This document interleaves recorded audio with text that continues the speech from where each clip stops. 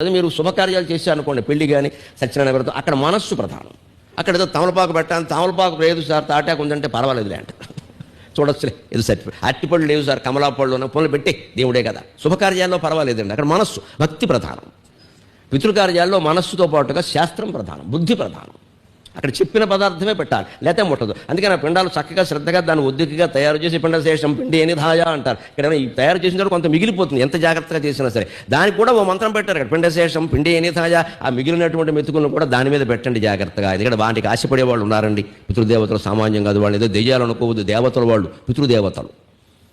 సరిగ్గా ఆ సమయానికి వస్తారు ఖచ్చితంగా. అందుకే పితృకార్యం ఎప్పుడు చేయాలంటే తగులు. ఈవేళ ఏకాదశి మధ్యాహ్నం 1 గంటకు వచ్చిందంటే ఈవేళ చేసేయమన్నారు.